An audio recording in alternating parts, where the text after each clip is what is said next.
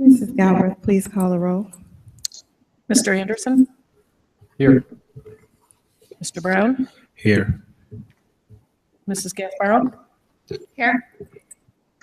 Dr. Hall? Here. Mrs. Sanders?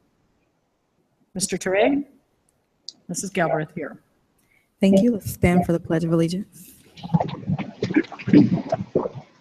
I pledge allegiance to the flag of the United States of America and to the republic for which it stands, one nation, under God, indivisible, with liberty and justice for all.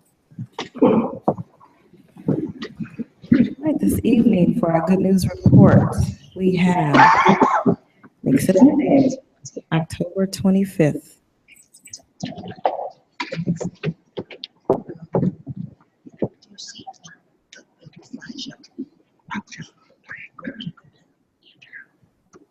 Good evening. Good evening. Are you on?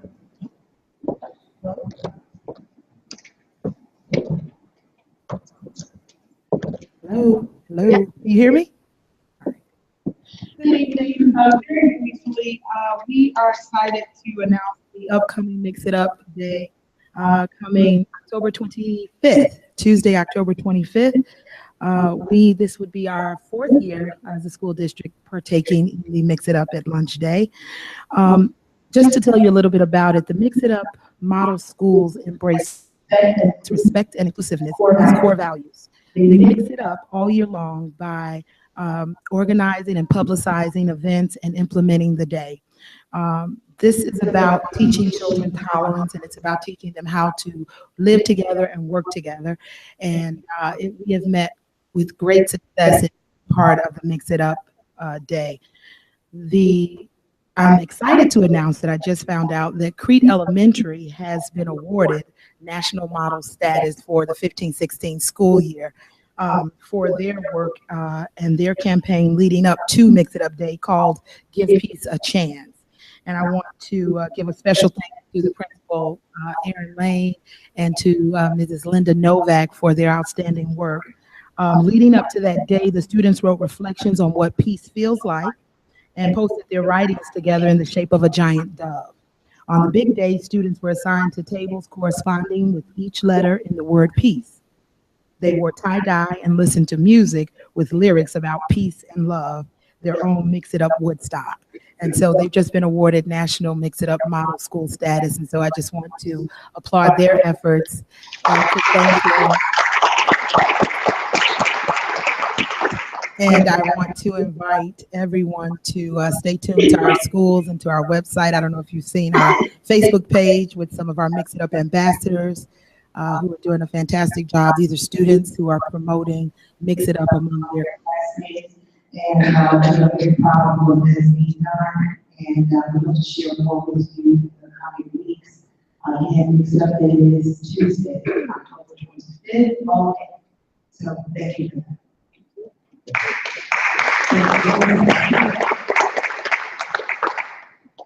do want to point out, I think a few of our other schools previously gained recognition through Southern Law.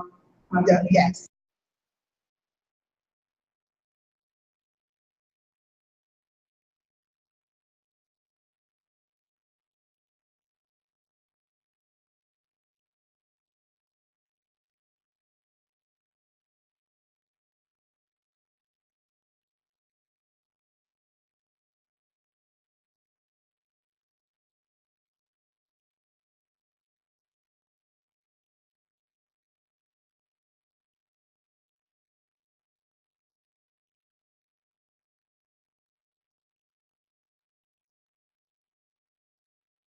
As a testament again to the principal and her entire staff. And thank you, Mrs. Nash, for presenting that to us tonight. Thank you.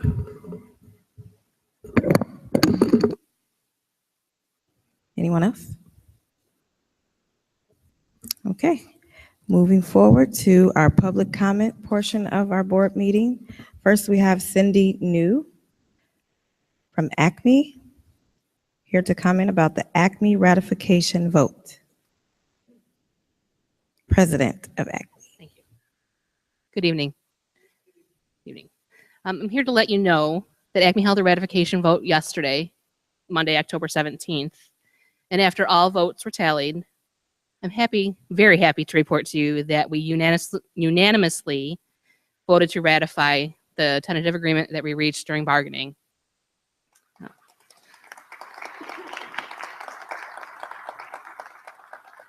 I'd just like to thank you all for your time during the process and look forward to working with you all in the future. Thank you. Thank you. Awesome. Was the vote 200 to 0? Is that what you?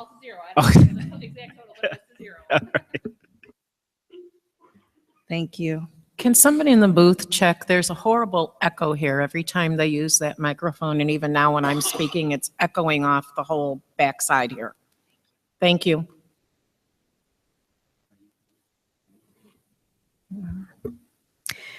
On the behalf of the Board of Education, to Ms. New, as well as the entire union, Acme Union, we thank you all as well for working with us and coming together in collaboration for what's best for our members of our union. And we thank you all for all that you do and that you continue to do. And thank you for coming tonight.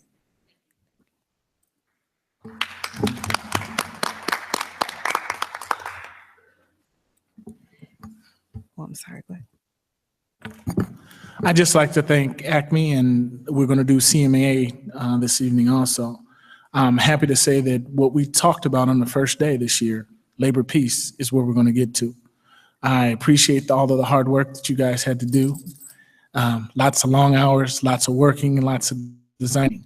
But that's what we have to do together. And I really appreciate us getting our meetings started again today, where we're sitting down at least monthly to talk about issues so that we can make sure we alleviate any concern. We want people coming here to work and enjoying what they do every day to make sure that we take care of all of our children. Thank you in being a partner in that. Thank you, Dr. Cunningham. Next, we have Georgia Sizemore, Crete Public Library Connections.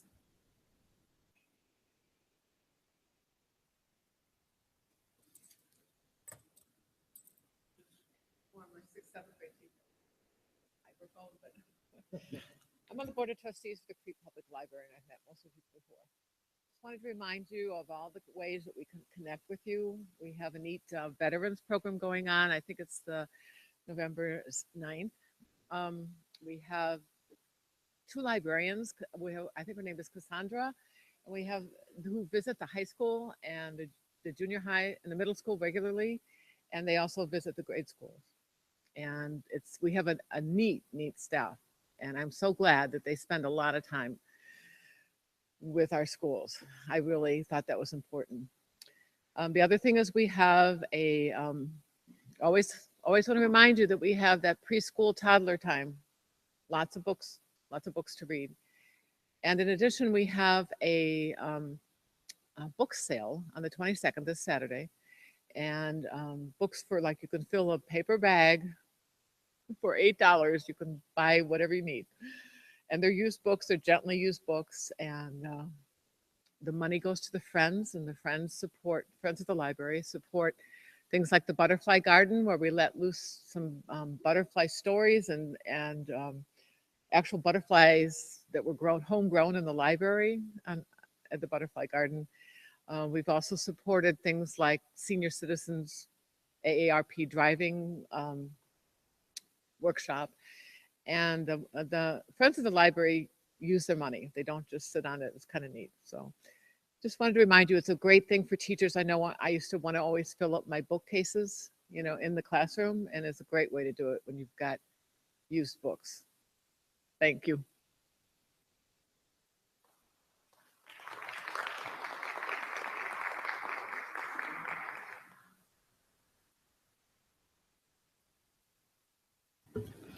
Thank you.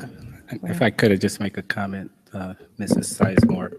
You have came to this board a couple times just giving us an update of what's going on with the library over at Crete. And it's a true testament again on what you're doing, letting the public know what's going on over there. So I really appreciate it. You are very valuable assets to the community. So keep up the good work, you and your staff, okay? You're welcome. Thank you. We will now have administrative updates. Our superintendent update, Dr. Cunningham. LUDA conference. Thank you. On the 6th and 7th of October, the Large Unit District Association, or LUDA Conference, was held. LUDA was created in 1976 by a group of superintendents who recognized the need for an organization that would provide networking, professional development, and advocacy for large unit districts. We are a large unit district. The purpose of LUDA is to promote sound and efficient operation of large unit school districts in the state of Illinois, to serve as a resource of information for large unit school districts, and make known to the public the educational, financial, operational, and organizational needs and concerns of large unit districts. And also to influence legislation and regulations, disseminate analysis, studies, and research in order to assist the development of sound educational policy. LUDA represents the largest 53 unit school districts in the state of Illinois, thus speaking on behalf of more than half the students in the state. Unit districts are those that educate students from pre-K to 12th grade, and large is defined as an enrollment of at least 3,500 students. LUDA finds the commonality and diversity of all of our members, thus the goal is regional diversity. Each year, District 201U has found some items or something at the conference to assist in our improvement. This year, we were introduced to the Redefining Ready system. I've handed out probably 3 items for each of you that includes there. The Redefining Ready is a 2-pager that's really there that kind of talks about college readiness and the new ways that ESSA is dealing with it and the new systems that we have. Redefining Ready is designed to help districts and the states develop college readiness indicators for their districts. The state of Illinois has had a listening tour that discussed the items for ESSA. Dr. Hall attended one of the meetings and brought back information to the districts. Redefining Ready is something that we should consider. It is a research-based system that allows districts to develop college and career readiness measures. I've spent time talking to Ms. Hurst and Dr. Harden, and we've taken a good look at this and would like to be involved. And we're going to have when we have our November Committee of the Whole meeting, we're going to recommend that we sign on as a district that supports Redefining Ready. The large and the small of this is we are making sure that we take a look at students as people, not as just test scores. And it gives us indicators that make sense to our students and to our parents so that we can track our students as they are, whether it's college ready or career ready. I know we have a third in there that also includes enlistment, and we will develop measures for that ourselves too. Also included in there was a quick look at a student and what that would look like from our partner, ECRA. And then a note on research into practice and how extracurricular activities improve student scores. Thank you. Thank you. Any questions or comments? More of a comment. Mhm. I was able to attend a conference over the weekend, and one of the seminars I went to was on ESSA and college readiness. So I'm very interested to read all of this, especially considering I'm a college teacher. So I'm looking forward to hearing more about this. I know you had this included in your FYI, but it's so much easier to read it when it's printed and in color in front of you. So thank you for that. And also, Dr. Hall, the ESSA session that I went to, I can't remember the presenter's name, but when we were going around introducing ourselves, I told them I was there as a higher ed member, but that I was also on the school board, and she said she was at your walking tour. And she said that she learned a lot, and she said to make sure that I let you know that you did a great job. So thank you for representing us well. Thank you. Did you say, let me know I was doing a great job? What was that? I didn't hear you. I think your mic was. No, I can't hear what, it's all echoing. Yeah, I would just add thank you for that, Dr. Cunningham. We had a long discussion at the last committee of the whole about, being able to really track kids through their progress and making sure that they're on track. And this seems at least one component of this seems to offer a pretty effective system for doing that. So it's definitely worth looking into and considering getting involved with. So thank you. Thank you. Any other comments? I had one other item. Last week we had kind of a discussion in our committee about the timelines for negotiations for CMEA, and I wanted to make sure that I went over that this evening before we did our vote to make sure that we had everything set. This is how the ratification went. On Wednesday, August 31st, CMEA verbally 31st. Say it one more time. That's I leap got marbles in my year. mouth. Yeah. Gee. Can't hear me. It's echoing over there anyway, right? Okay. Verbally requested revised salary schedule for her ratification meeting. The request was immediately sent to our attorneys for a copy of the schedules. On Thursday, September 1st, Ray Hauser forwarded the salary schedules to our offices. And upon review, Mr. Neal found errors, and he contacted Ray to correct them. On Friday, September 2nd, Ray returned the corrected salary schedules to Mr. Neal, and he immediately forwarded them to CMEA. In mid-September, Mrs. Bragg requested time on September 22nd for the early release day to meet with all membership, her membership, and to present the work that we had done.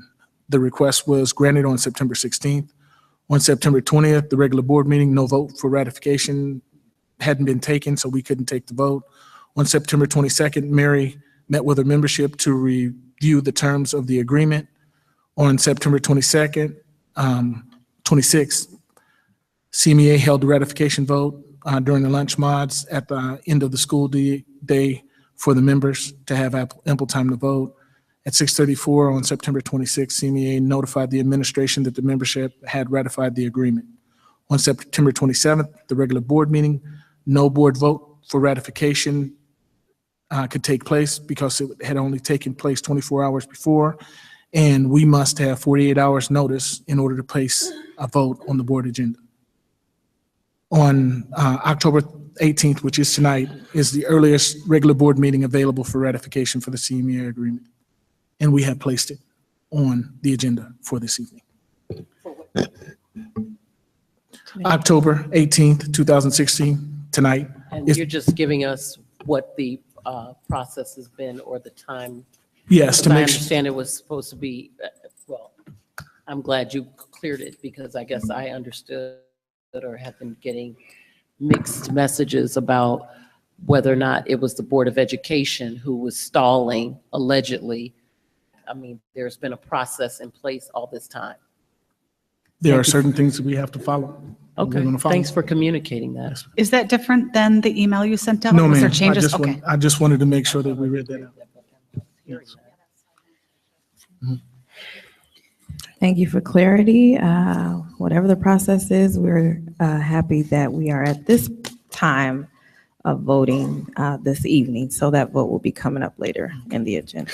You know what I would like to add, because I just heard the word a couple times, process. Not sure if we have a defined process. I think you just kind of gave us a timeline of what actually occurred. So I think there's an opportunity for us to go back and look and revisit that and kind of come up with a process if the board deems it be necessary.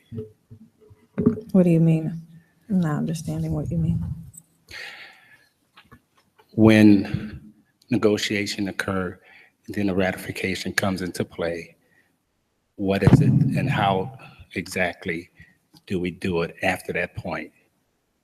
When the ratification occurs from the teachers union. I think it's legal. Can I jump in real Oh, go quick? ahead. Like I said, we don't have to have the answer, but Well, we don't have to answer it all tonight, but you have to understand, once we come up with a tentative agreement, it goes to the associations. And until the associations come up with ratification, we can't move forward We And have- that very well could be. So somehow, I don't know if we let the public know. I don't have the answer right at this Oh, I point. see what you're Yeah, saying. but there were some gaps somewhere, evidently, because you would not be reading out the timeline of what occurred. There So were some it's just an concerns. opportunity for us to make it better the Okay. next time around. Yes, sir. Okay, and with the upcoming tentative agreement, the ratification from ACME Yes. that was shared with us tonight, how are we going to move forward on that particular process too? I can tell you that we have given all the information to our attorneys, and once the attorneys have the information down and perfect, they will send that back to us. We will share it with the association. Once it's been shared with the association and us, we will request a special board meeting for ratification. Okay, so maybe you can put it in some type of bullet point, just what you said, and give it to us somehow in a FYI? Yes, Or whatever, we can do so, that. so it would not be, what's going on and all of that, so everybody be on the same page. Yes, sir. Okay. Dr. Cunningham? Yes. Are there specific timeframes there? For instance, you say that attorney is going to go over the wording, and then he's going to give it to you to give to the union, or does it go directly to them? I mean, and then do they have a usually certain goes- amount of time to take a vote, and then a certain amount of time to give it back to us? I mean, there are timelines there that, are they limited by timelines? No. Or they can have as much time as they want to They do can their have as vote much, and yes. all that? So when it's given to them, they don't have 5 days, for instance. They No. can take as long as they want. Is that correct? That is correct. Okay, just wanted to make sure that I The board doesn't understood have that. control, it's in the association. The part I was talking about the attorneys is, until there is a ratification vote, we don't write up all of the stuff that is necessary. We have an outline Right. and all the rest of that we discuss. So as soon as they ratified, which was last night, now the attorneys are at work getting the final information I just wanted to make sure there on the wasn't contract. a time frame where they got all the information and they only had 7 days, then we only have 5 days, that type of thing. I want to make sure there weren't Well, time constraints on things like that. CMEA does have a time limit that is in their bylaws, that they must have 48 hours after discussion of the information before they can vote. That Okay. isn't, but that's their information. But they have as long as they want to, Yes, to to get talk to it. about it. It's Yes. just once they go to Yes. that vote. It- Okay, they- thank And you. the same with us, our 48 hours, we have to have Right. 48 hours before we can vote on any item. Right, so I Has mean, to if be they on the wanted agenda. to take 30 days, they could take 30 days. If they wanted to take a day, they could take a day. Correct. Okay, I just want that to be well understood, because I'm not sure that I understood that. I remembered the 48 hours, but I wasn't certain that there was unlimited time. Right. So thank you for that clarification. So to be other- clear, Oh, go ahead. sorry. The only legal thing that was relevant in this process was us. As far as putting it on the agenda, we had to have had it 48 hours prior to the board meeting for it to go on the agenda. That is correct. Okay. Thank you. Okay, and then I want to just reiterate the fact, I think that Mr. Brown was indicating, and I'm going to say it as well. We need in the future, he mentioned process, but a communication plan, because to me, we publicly sat through several meetings where our union came and said, pretty much, will you move this process along? So it is a public matter, and it should be for all to see publicly, including, we had parents who came out here with the, in my opinion, sometimes misinformation or skewed information. So I think we should have gone back, and we still should be giving not information that should not be shared. I guess the contract procedures, I was listening to CPS discussions, they're not necessarily disclosing the particulars, but the process itself, where we are in it, and how far we as a Board of Education, I think we just continue to allow other groups to be the voice of this board, and it shouldn't be. So there's two sides to every one of these issues, and we should have a voice of where we are, what we're doing, and it certainly shouldn't be members contacting me, and I'm sure several other board members, suggesting that they're being told that the Board of Education is somehow responsible for just sitting on our laurels and not being concerned about the health and wellness of the district. So particularly as it relates to the hiring of our teachers. So if that could be something, and I know Dr. Clark, you and Mrs. Nash, to along with you, Dr. Cunningham, to ensure that we're in a public conversation with this matter, to make it and continue to keep it on the forefront, as well as our side of the circumstance or the situation. I think it's the only transparent and fair thing to do if this is, kind of a democratic process. There's two sides to this. Okay, you want to put some light on the subject? So communication again. Okay, because you reading those things off, I guess it's important. We already knew it. As Jennifer indicated, we had that timeline, but somehow the information is not being matriculated to the mass public and or to those very parents who came to the podium and said, we want you to come to an agreement with our teachers, all of ours. So I think we need to do a better job, even going forward with whatever's taking place next. Okay, and I have one more. I guess it's a somewhat of a rhetorical question that I'm getting ready to ask, and that is, at any given time,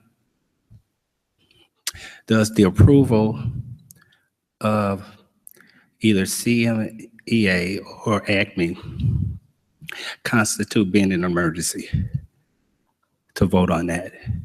Can that constitute being an emergency? Or an emergency board meeting? No. That's what I was alluding to. No, I'm it just can't. asking, I know there are some very clear things that's considered an emergency that we do not require the 48-hour window No. to meet, but I'm just asking the question. No, I I wouldn't. mean, be I can defined dig as and an do some emergency. research, but somebody may have the answer, and it sounds like you have the answer, Doc. So you need to add to the agenda. Yeah, in less than 48-hour time period. No, yeah, you're right. It's clear definitions of But what, if it's an would, emergency, we can do it in less than 48 hours. define an And I'm just saying, is emergency. there That would any- be one. any window there that And that's not us, that's the state. I mean, we need to just check with the local meeting, because that's not something that we. Okay, thank you. Next, we have board updates. Do we have any board updates from anyone? I do want to mention that we are having our Night of Leadership. It will take place Tuesday, November 15th from 5 p.m. to 6:30 p.m. here. Tuesday, November 15th, our board meeting night for November. It will take place here as always. And just like our Mix It Up, this is our 4th year of doing our Night of Leadership. November 15th is the state of Illinois' recognition of School Board Member Day. And 4 years ago, we decided to take this opportunity to not only celebrate board members, but to celebrate our student leaders in all of our schools. And so our student leadership groups will be coming together on that evening, them along with their sponsors and their parents.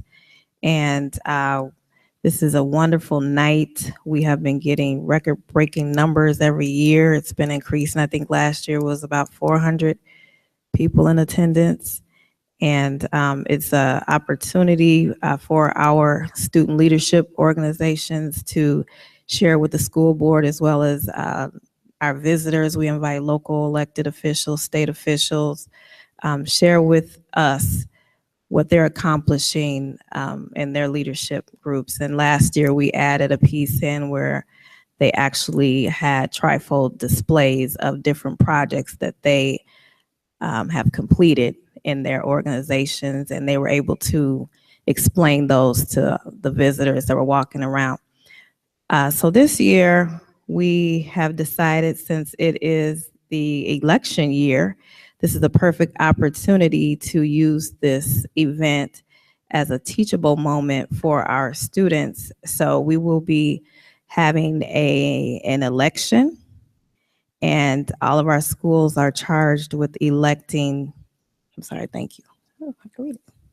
Voting on a district model, our school district model.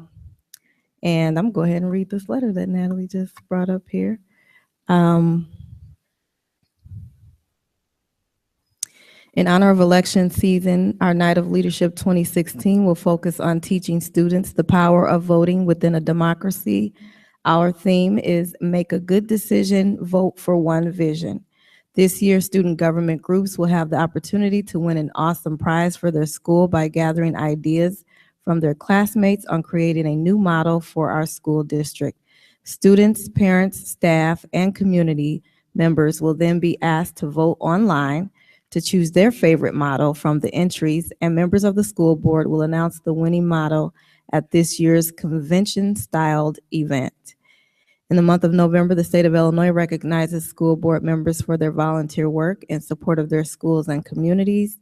In honor of that recognition, the school board seeks to acknowledge student leaders within our district with a number of events aimed at inspiring our students towards civic engagement and community leadership.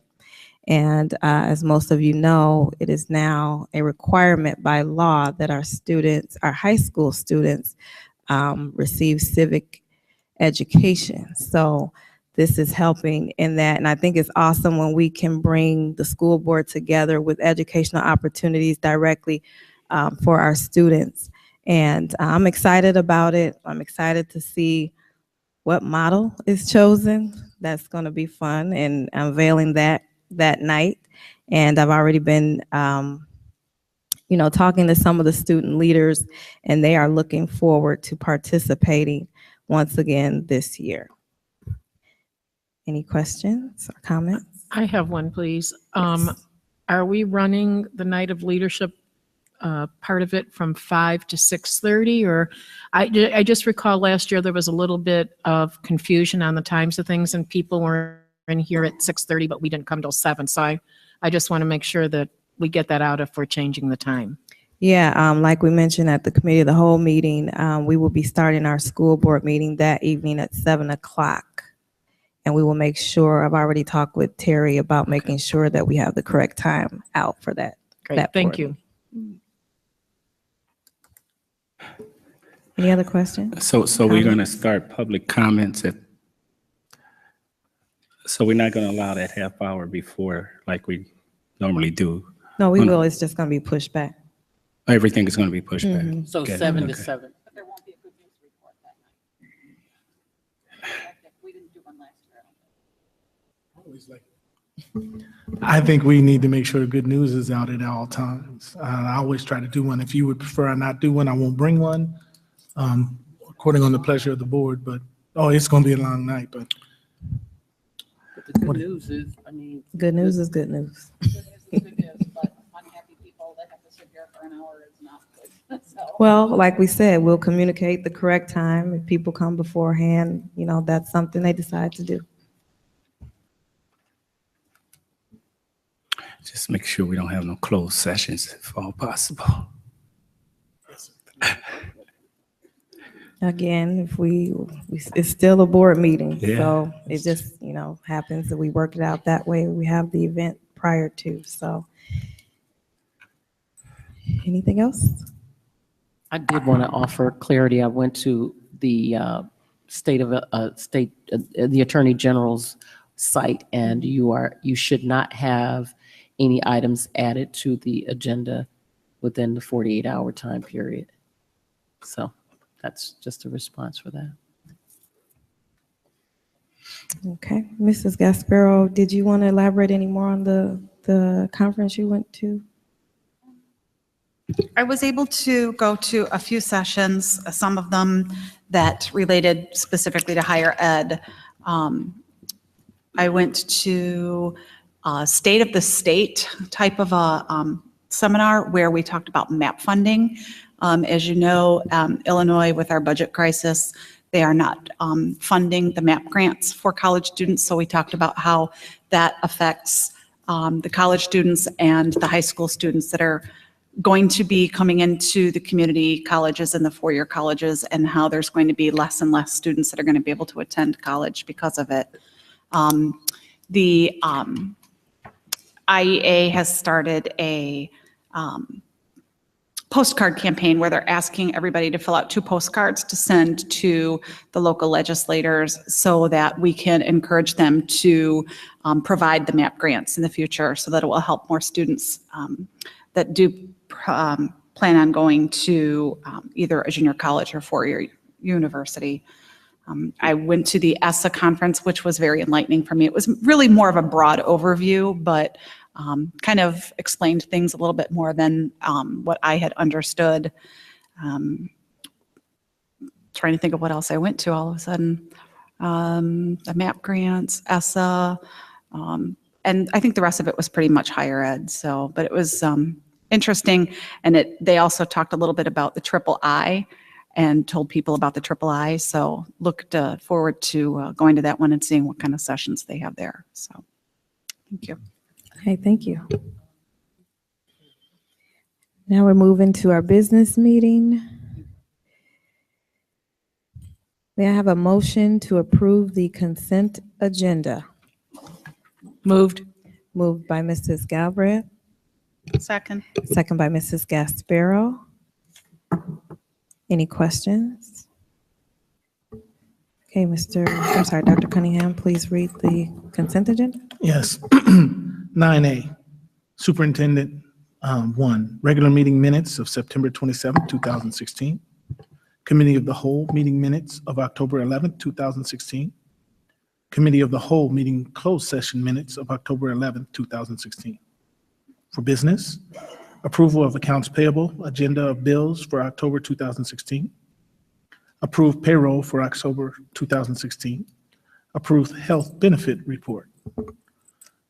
Curriculum, approved Crete Monee Illinois High School Theater Festival trip, Urbana, Illinois. Approved CMHS Wrestling Trip 1, National Wrestling Tournament, Rochester, Minnesota. Approved CMHS Trip 2 Wrestling Camp, Lake Forest, Illinois. Approved CMHS Wrestling Trip 3, IHSS Wrestling Tournament, Geneseo, Illinois.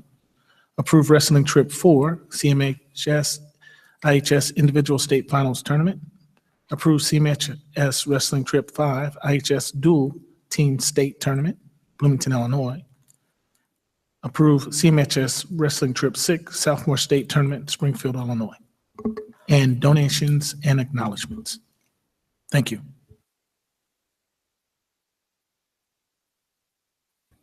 Thank you. Secretary, please call the roll. Mr. Anderson, Yes. Mr. Brown, Aye. Mrs. Galbraith, Aye. Mrs. Gasparo, Hi. and Secretary's aye, Dr. Hall. Aye, thank you. Motion carries. I don't think I see any donations. Am I missing them? There's 2. I'm searching donation and it's not coming up. Under, what page is it?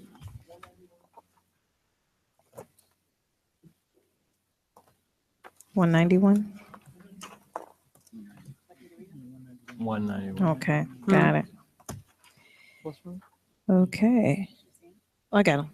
Thank you. Principal Aaron Lane from Crete Elementary would like to thank Mr. Egan from Crete American Legion for having the hot dog wagon available to their for their back to school night on September 1st. And she would also like to thank Crete Elementary friend. I'm wondering if that was anonymous. Maybe anonymous donation for their generous donation of 8 $50 monetary gifts for certified staff members at Crete Elementary. Awesome.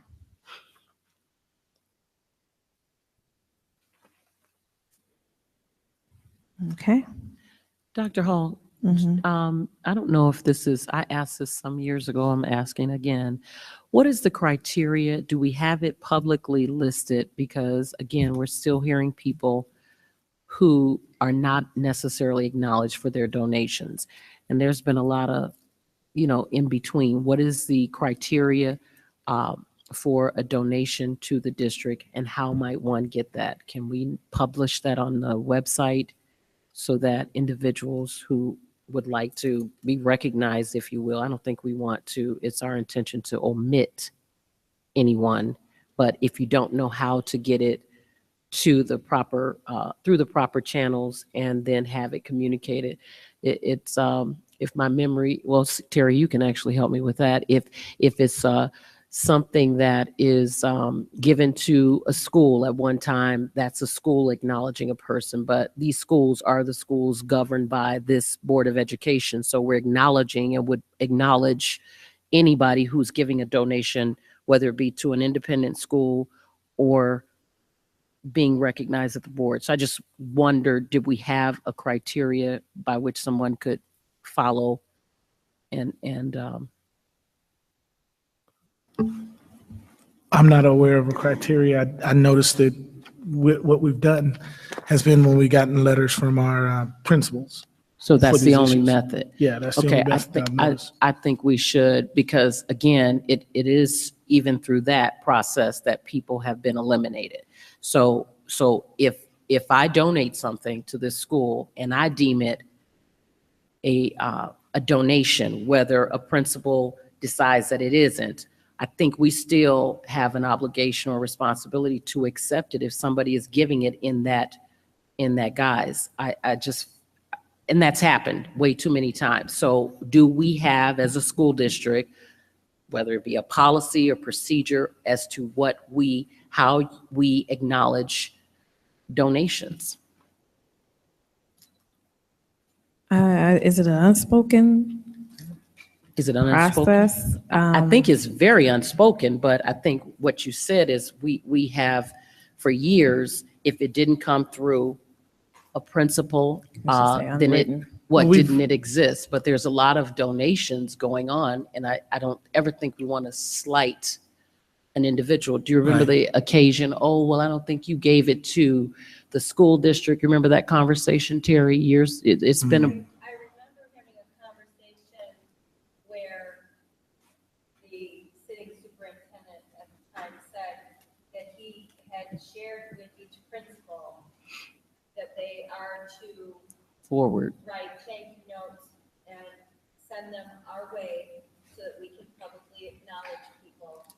But okay. And the same verbal conversation was had that if they don't, again, and that's why I'm saying it needs to be something in writing, because if they don't do that, which was the case for the discussion, then the customer or the person, I'm sorry, not the customer, but the person who is donating, if you don't get it in, and that, I think it took 3 or 4 months before it was even acknowledged, that's not how we want to interact, I don't believe, with donors. And I've had conversations with the principals that, when you get a donation, you need to send that thank you letter to the superintendent's office, because, we don't know that somebody donated popsicles at Kalala Elementary or whatever. Right. And so, our donation list is only as good as the information that is sent to us. My point exactly. Thank you. And I want to add to that, Mrs. Sanders. We've talked about previously, we have people that want to donate and don't necessarily know the process. We have, as you can see, not all of our donors are necessarily parents that have children in the district and would know, okay, let me talk to the teacher or the principal or whatever. So in establishing whatever process for donations, I think we also need to establish a process of how do I donate? You have people that want to donate money, items, some want to donate their time. I've been approached by people that are saying, hey, we're a local business. Do you all have an internship process for students? So I'm not sure which department that would be under, but I do believe that we need to have a clear process for donations, period.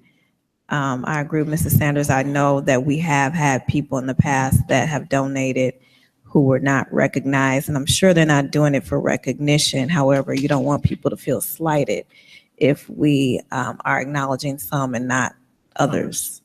So if you can create whatever that process would look like, I think I said before unspoken, but I believe it's unwritten. It's just an unwritten process. It was a conversation, like Terry said, that was had with the previous superintendent. And we have had administrative changes, since him. So if we can define that to make it clear, to make sure that everybody understands the process. I'll work with Dr. Clark and we will get something out, a draft to you, and then we'll go back to the process of approving it. When would we expect that? In what avenue? The avenue would be, we'll send something out. Actually, we'll have this as a topic on committee of the whole, and we'll actually have something written out to discuss. And then we Okay, can so but prior to solidify the it. committee of the whole, are you going to send us something? Yes, what we're doing. Okay. And then it will go, whatever happens, it's going to be communicated through the website in our communications and community relations areas. Yes, ma'am. And I don't think it's not a board thing for us to get all involved in. We just want to understand No, that we have a process. We're going to and- show you the process, tell you about the process, and have any discussions about, input and thought of the board, because you have experience on items that we had problems with. I want to hear about those. The process that we're going to set up is going to be the district process that we live with, and we go from there. Okay, thank you. I had one just simple thought about this. I seem to recall looking at minutes in the past, and when we do read these letters, they're recorded as sort of thank you letters were read from donor, to thanking people for donations. And I think we should at least, not to put any burden on the recording secretary, but probably record those names, the actual names of the donors in the minutes as a way of just putting our appreciation on record. The so-called permanent records. So are you're That's stating? a simple fix, but I agree with the discussion that we should have a more transparent process for making gifts to the district, making donations, and And acknowledging say, them come as one, well. come all. We take Yeah. donations. So, Money, time, items, whatever you got, we'll take it. Yes. Okay, another thought was, I don't know if those letters could actually be addended to the minutes. I don't know if that's legal or, but then they would be up there for people to see. You would then the letter.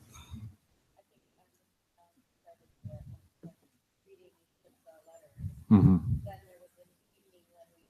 20. Yes. Yes, I remember. We don't need to And I do that. needed help. And then he had shared help. it's a I great spread the thing, wealth. which is great, so we want to do our part, in acknowledging. We do still include the thank you letter in the board packet. Mhm. That's public information, but if somebody doesn't know that it's out there, then they wouldn't know that the letter is there. So, Mr. Anderson, just to be clear, you're requesting that we list the names in the minutes? Yes. Okay. Is everybody okay with that? Okay, thank you. Concur. Next, we have our action reports. Superintendent Cunningham, approval of the Career Preparation Network local funds match. Okay, Crete Monee, District 201U, belongs to the Career Preparation Network, CPN. This is a network that comprises 6 partners: Prairie State College, Homewood Flossmoor High School, Bloom Township High Schools, Rich Township High Schools, our district, of course, and the Illinois State Board of Education. The network was established by intergovernmental agreement for the purposes of facilitating the administration of state and federal career and technical grants. This is our section that really talks about employment. that funds nearly all of the career and technical initiatives for our district. The network's also involved in advocacy efforts for the state and legislators surrounding businesses concerning the need for more career technical education opportunities for students. The network serves as a think tank and source of current information regarding best practices in career awareness and education for young adults. Funding for the network derives solely from state and federal grants. However, the district is responsible for paying a small portion of money to the network for services rendered until the state funding arrives to reimburse the districts. The board policy and past practice has been the Board of Education continues to support diverse educational opportunities for our high school students to ensure that we are meeting the needs and interests of all students. The recommendation of the administration is to approve paying this invoice. Thank you. May I have a motion to approve the payment of Career Preparation Network local funds match? So, Moved by Mrs. Gasparo. Second. Second by Mrs. Galbraith. Any comments or questions? Okay, Secretary, please call the roll. Mr. Anderson, Aye. Mr. Brown, aye. Mrs. Galbraith, Aye. Mrs. Gasparo, Aye. and Secretary's aye. Dr. Hall? Aye, thank you. Motion carries. Next, we have curriculum. Mrs. Hirsch, resolution to approve submission of ISB revolving school technology loan application. The Illinois State Board of Education annually offers school districts the opportunity to apply for low-interest technology loans that are designed to make technology improvements in a district affordable and also get the integration of technology into classrooms. The loans are for designated grade levels and are awarded on a first-come, first-served basis with a final deadline for the year of December 1st. Part of the application process requires that the Board of Education approve a resolution authorizing the submission of the loan application. Our district is eligible to apply for a loan for grades 9 through 12 with a maximum loan amount of $279,250 at a 2% interest rate and a 3-year repayment period. The loan proceeds would be used for the following in order of priority. First and foremost, that would be to purchase Chromebooks for student use in the high school with the intent to bring our student-to-device ratio to 2-to-1, 2 students per device. Additionally, we could then purchase hardware to support that implementation in classrooms, such as putting in HD monitors, that become interactive, replacing projectors that have been here for several years, and then also additional Chrome technologies that allow the Chromebooks and the HD monitors to interact with one another. And then finally, to provide staff development for our teachers and administrators on how to effectively integrate that technology into the curriculum and their classroom instruction. This would give the high school a student-to-device ratio that currently matches what we've established this year at Crete Monee Middle School, which is 2-to-1. So as students are moving from the middle school to the high school, they will be having the same type of technology. The loan payment would be included in our technology budget, and we are recommending that the board approve the resolution authorizing the application submission. Thank you. May I have a motion to approve the resolution to approve submission of ISB revolving school technology loan application? Moved. Moved by Mrs. Sanders, Second. second by Mr. Anderson. Any comments or questions? Please. Go Go ahead. ahead, Mr. Brown. No. Without repeating those numbers, but we were talking about close to $250,000, and we were talking about 2% as far as loan repayment over 3 years. Mm-hmm. I think I did the math on that. It was about 17,000, somewhere around there, $17,000 in interest over that period. But somehow you was going to obtain that money from what area again? Well, I think there's a couple of things here. We have a current lease payment on our elementary Chromebooks that will be done at the end of the school year. So part of that payment would be replacing that. The other thing that Mr. Lyle and I talked about is that as we're implementing Chrome technology into the school, things are going to happen like replacing our virtual labs. Virtual labs have licensing, which I believe we discussed it's somewhere in the $75,000 a year range. So as we reduce that technology, we will save licensing costs. Also, with Chrome technology, the other thing that happens is we're not having to license for Windows software because we're using Google Docs. So that reduces the licensing cost there.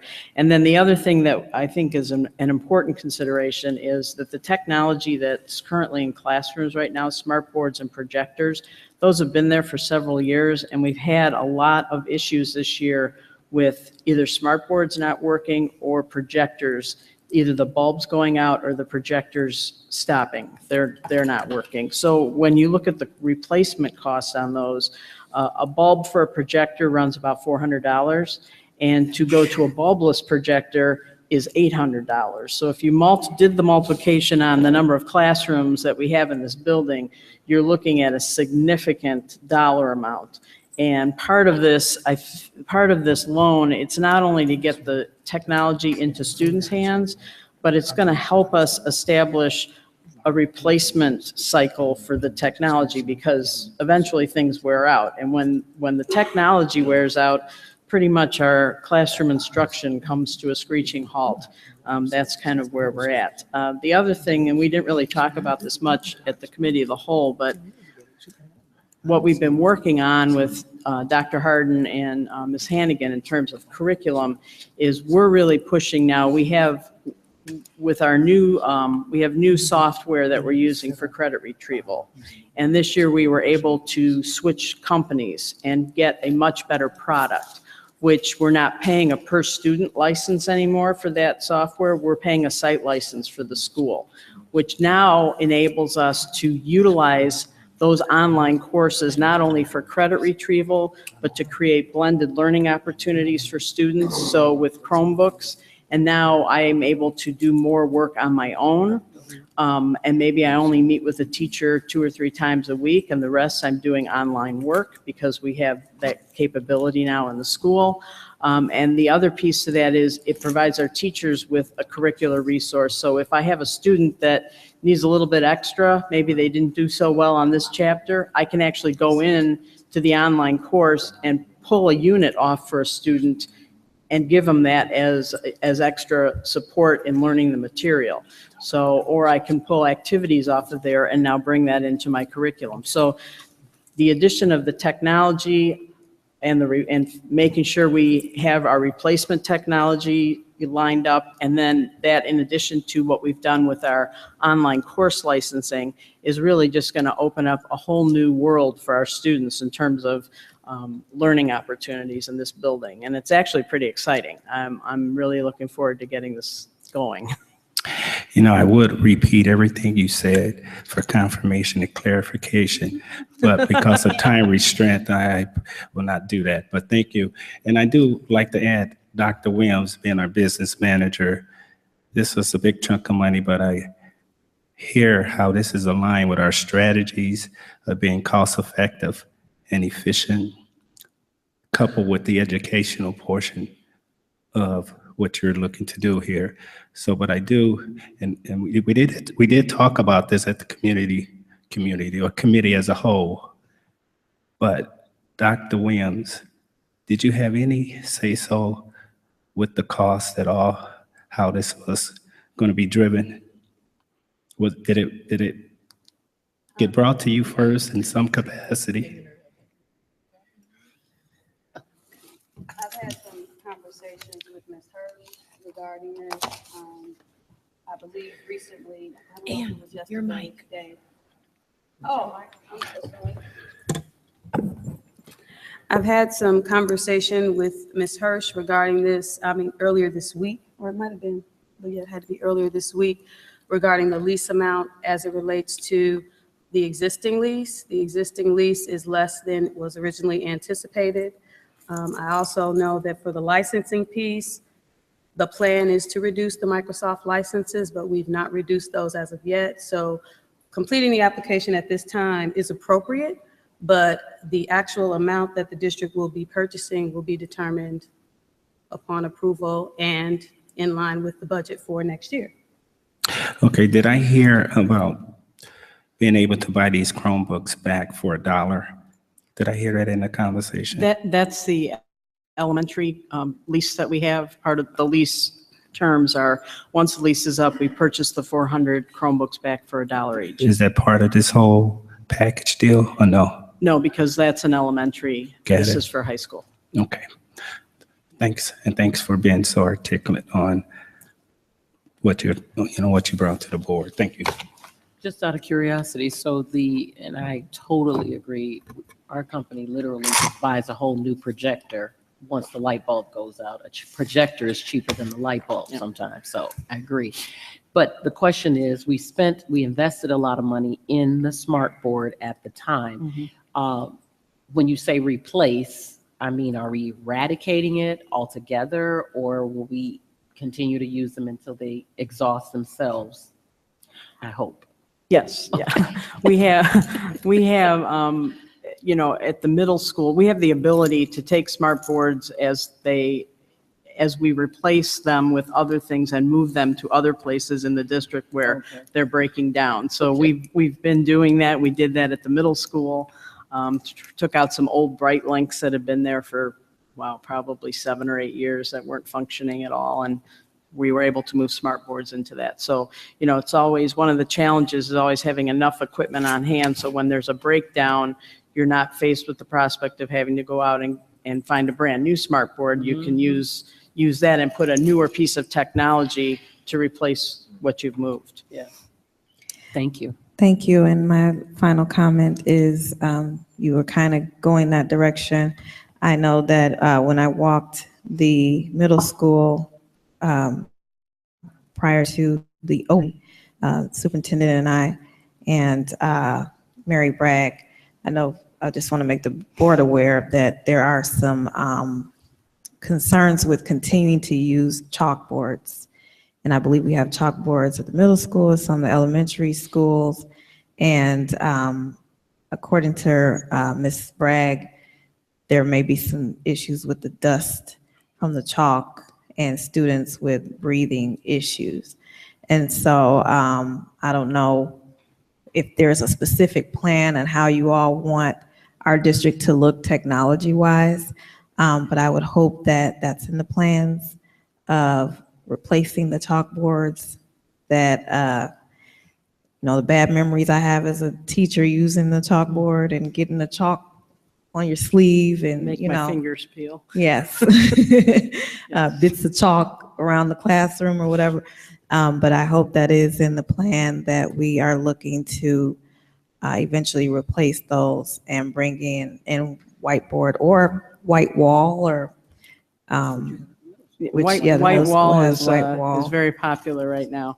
And I believe the middle school is the last school that may have any chalkboards. I know most of the elementaries have already put the covering over the chalkboard. So that is. And that was an issue too, because the way they placed them, kind of in the middle, they left the board there and just put this huge, piece of equipment. It's a little awkward. At the time, it was very strategic.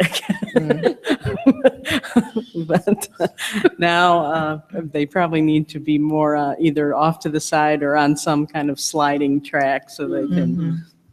Okay. So for clarity, though, with what Dr. Williams just said, we might have a wish list, quote unquote, but this is an application authorizing us to seek a loan in this amount, but potentially putting together what we may absolutely need versus what we want.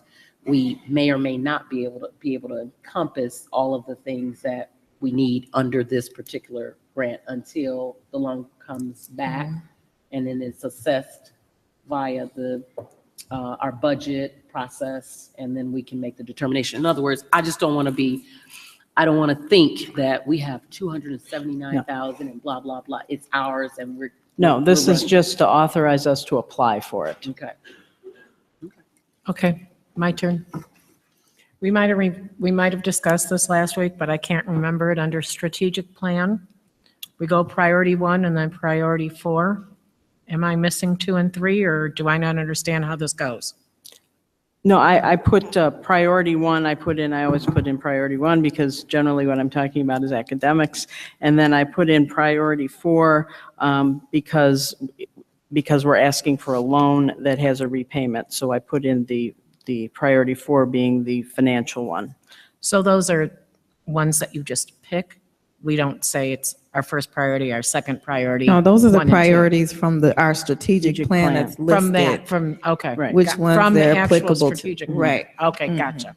Yeah, and I guess it's not so much, I think you're looking at it, how things are prioritized. No, Okay, this is not, yeah, these are our strategies from the district level. And it just so happened to hit this strategy and this strategy. And that Okay. is, that's a little confusing to me, say priorities. Okay. Yeah. Thank you. Secretary, please call the roll. Mrs. Gasparo? Aye. Mrs. Galbraith? Aye. Mr. Brown? Aye. Mr. Anderson? Aye. Secretary's aye. Dr. Hall? Aye, thank you. Motion carries. Next, we have approval of our Title I school-wide plans for Balmoral, Crete, and Talala Elementaries. Mrs. Hirsch.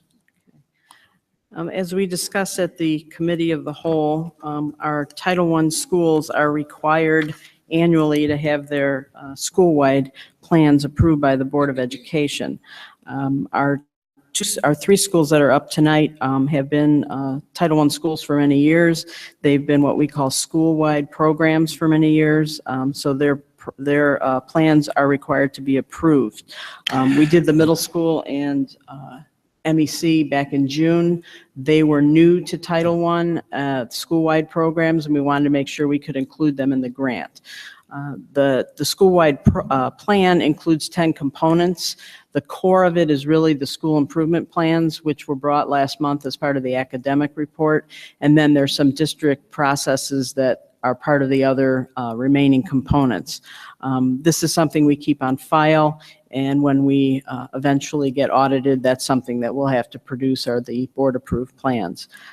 So we're asking the board to approve these tonight, and this will allow us to get all 5 schools on the same approval cycle. So when I bring them back next year, I will bring them all back at the same time in September, and then we'll go forward from there. Thank you. May I have a motion to approve the Title I school-wide plans for Balmoral Elementary, Crete Elementary, and Talala Elementary? Moved. Moved by Mr. Anderson, Second. second by Mrs. Galbraith. Any questions? Laura, could you, just for the sake of the public, I guess, and maybe even the board, could you define what Title I is and possibly equate that to Title II? Sure. Okay. Title I and Title II, believe it or not, are still under what is called the NCLB grant, and it consists of those 2 grants. No Child Left Behind. No Child Left Behind, yes. They possibly will be changing it at some point here in the future. Our Title II grant is for professional development. And then our Title I grant is for schools that have a poverty rate of 40% or more, a free and reduced lunch rate of 40% or more. And then districts have the ability to determine which schools within a district are designated as Title I schools. Over the last, I'd say 10 years, we've grown from 1 Title I school till now we have 5. The pool of money is based on a poverty count within the district boundaries. And then you go and you look at the free and reduced lunch rate at each school to make those determinations. And then the money is allocated. So as a district, we get a certain dollar amount. And then depending on how many schools we have, that dollar amount gets divided up on a per pupil basis. So right now we have Talala, Crete, and Balmoral. Those were our original 3 Title I schools. And then MEC came on board when their free and reduced lunch rate exceeded 75%, because that's the tipping point. When a school hits 75% free and reduced lunch, you must qualify them as a Title I school. They came on with a targeted assistance program, which just means we're we're looking at certain students who need support as opposed to using the money for the entire school. And then when we made the change to move sixth grade to middle school and go IB, we classified them as a Title I school so that we were able to get funding to that building to support the implementation of the IB program and the design classes and the technology. Thank you. Thank you. Secretary, please call the roll. I had one question. The sorry, I'm just looking at the school. All of the schools have their own individual missions and school vision separately. Yes, they do. And I'm assuming, because I just remember a conversation, are these visions and mission statements in a I'm just trying to read them quickly too, a collaborative as it relates to the overall mission and vision statement that comes from the board, from the school district rather, vision and mission, or are they independent of that? Well, I know they have developed them in a collaborative process within the building, so it's building specific, but I would assume that they align pretty well to what the district is. I mean, I think we're all of the same mindset that we're here to make our students successful, so they seem to all follow that along those lines. We had a discussion at one of our administrative council meetings, and then we went over what vision, mission, and values were. And they told me of how they had their individuals developed, and they were all supposed to be developed underneath the district vision and mission statement. So they're supposed to be about that, but underneath that. Okay, that's why I asked. Yes, 'cause and I was remember, just confirming to make sure we're on the same A principal page. did come to me and they were confused. I was somewhere near your meeting. Okay. I remember this. And so I was wondering if that ever came to fruition, because that particular principal was curious as to if they should be coming from or derived from this overall mission statement. So, okay, I didn't know if it ever happened. Yes. Thank you. Okay, please call the roll. Just one quick more comment. Kim brings up a very good point, because, if we don't have clarity at this level with the mission statement on the district level and everything else, as far as the school's mission statement should be aligned with the overall mission statement, we are going to be pulling our tails, for lack of a better phrase. So I think we need clarity, because I heard you say more than once, I think. So at some point, we need clarity to say, you know what, everything is aligned from every school with the district mission. At some point, you need to get that to us to say, you know what, we need to fine tune it where everything is aligned. We are headed for that fine-tuned point, that fine point that you're talking about there. And as we redo our strategic plan, everything will be under the umbrella. I say I think because I wasn't here. I am here now. We will make sure it's together. Absolutely. Thank you. Okay, thank you. Please call the roll. Mr. Anderson Aye. and Mr. Brown, Aye. Mrs. Galbraith, Mrs. Gasparo, Aye. and the Secretary's aye. Dr. Hall? Aye, thank you. Motion carries. Now we have human resources. May I have a motion to approve the employment of certified staff, reassignment of certified staff, leave of absence of certified staff, the return from leave of absence for certified staff, the intent to retire from certified staff, the resignation of certified staff, the dismissal of certified staff, the employment of educational support staff, the reassignment of educational support staff, the leave of absence for educational support staff, the return from leave of absence of educational support staff, the intent to retire of educational support staff, the resignation of educational support staff, and the dismissal of educational support staff. Moved. Moved by Mrs. Galbraith, Second. second by Mrs. Gasparo. In the personnel Mr. Neal. report, The certified staff employment, Christopher Kissel, Audrey Lakes, and Kathleen Sullivan. Certified staff intent to retire, Mary Forstall. Certified staff leave of absence, Megan Schmidt. Certified staff return from leave of absence, Amy Bertoletti, Catherine Burnham, and Brianna Sylvester.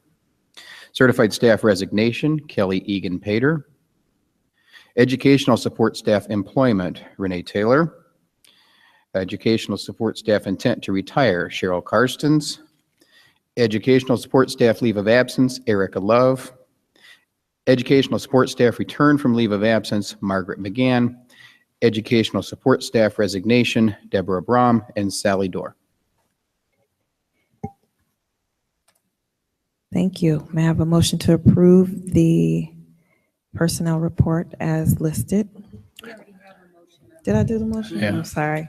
Please take the roll. Any questions? Okay, please take the roll. I'm sorry. Okay, Mrs. Gasparo? Aye. Mrs. Galbraith? Aye. Mr. Brown? Aye. Mr. Anderson? Aye. Secretary's aye. Dr. Hall? Aye, thank you. Motion carries. May I have a motion to approve the 2015 to 2019 collective bargaining agreement between the Board of Education and the Crete Monee Education Association as presented to the Board of Education, subject to language cleanup by the administration and the association, which does not substantively alter the terms of the agreement. So move. Moved by Mr. Brown, Second. second by Mrs. Galbraith. Any questions? Okay, Secretary, please call the roll. Mr. Anderson? Aye. Mr. Brown? Aye. Mrs. Galbraith? Aye. Mrs. Gasparo? Aye. And Secretary's aye. Dr. Hall? Aye, thank you. Motion carries. Do we have any old business? I have some old business. It's not very old. It's old from the Committee of the Whole. At the Committee of the Whole, we had discussion about a grant writer, and of course, we've already put in the information on that position in yesterday's FYI. But we also talked about looking out for groups that did grant writing. I had a discussion this afternoon with Robert J. Miller and Associates to discuss grant writing. They do an overall section of grant writing where they say that they will get us 4 times as much as we put in. Their charges were a little higher than I thought. They were ranged from $7,000 a quarter to $10,000 a quarter. A quarter every 2.5. I'm sorry, every 3 months, every quarter. Yes, ma'am. And that would, if you pay the top, it's $40,000 a year. And they said they would get us at least $400,000 a year on that. It would be 10 times your investment. They have a program where they come out and they do an evaluation of your district after discussing our district. They are very interested in coming out and having a discussion with us. We will continue to look for these, hope to have 3 to 4 finished by the time we get to our next regular board meeting so we can have a discussion about our next steps. Okay, thank you. Any new business? I do have new business. I wanted to make everyone aware that the leadership group, student leadership group, Kids in the Hall at the high school will be hosting their very first leadership summit on October 29th at the high school. This will consist of various workshops that will be given for youth and their parents. And there will be giveaways and free breakfast and lunch that will be given to those in attendance. It's for 6th grade through 12th grade. And some of the workshops will be dealing with critical issues dealing with today's youth, including youth self-esteem building and parent-child relationships. So I wanted to make everyone aware of that. Dr. Hall, what is the name of the workshop? It is the Youth Leadership Day Rally. Youth Leadership. on a Saturday, yes. What are the hours on that? It's 9:30 to 5 o'clock. I don't know if they put it on there. Okay. It may be on the high school website, but I don't think it's on the districts yet. Yeah, I'm not sure. Well, the kids are excited. I heard some invited me already. Oh, that's good. Okay. We'll make sure we get the information on the website. Okay, any other new business? I do believe we have a need to go into closed session. I have a motion to go into closed session for the purpose of discussing board practices and procedures. I move that we go into closed session for the purpose of whatever you just mentioned. Board practices and procedures. Second. Moved by Mr. Brown, second by Mrs. Galbraith. Secretary, please call the roll. Mr. Anderson, Aye. Mr. Brown, Aye. Mrs. Galbraith, Aye. Mrs. Gasparo.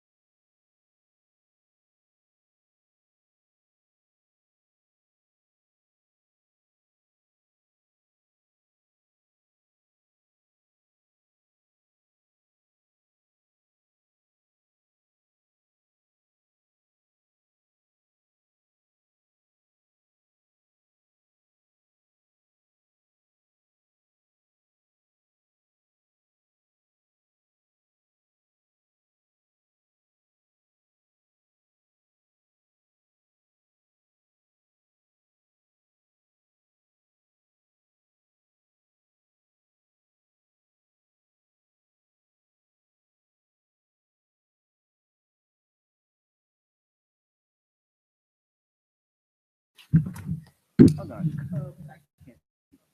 They can't even, they're not even competitive. You know, this happened last year. They're so talented. They're so good, but they get tight in the big show. God, he's so They can't start hitting. I mean, defensively, they've been brilliant. Pitching, they've been brilliant. And you know what? Until tonight, I guess.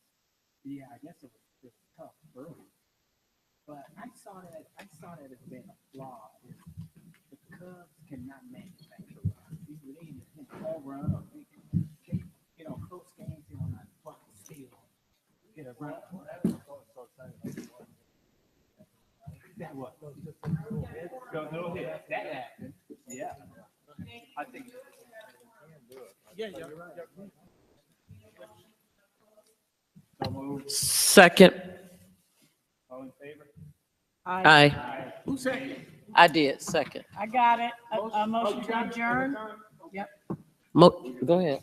Go ahead. Motion to adjourn? Motion to adjourn. Oh, now you're running, you big chicken.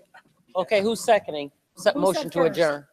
Mo? I'll go second. No, Mo couldn't. No, I motion to adjourn. Oh, Yeah, I you didn't did. motion, I did vote. Okay. All right, I'll take second. Okay. You got all in favor, everybody's in favor. Oh, yeah, because I turned my pink sheet in, so you. Yeah. Don? Terry asked me to just text. We did finish. Thank you, sir.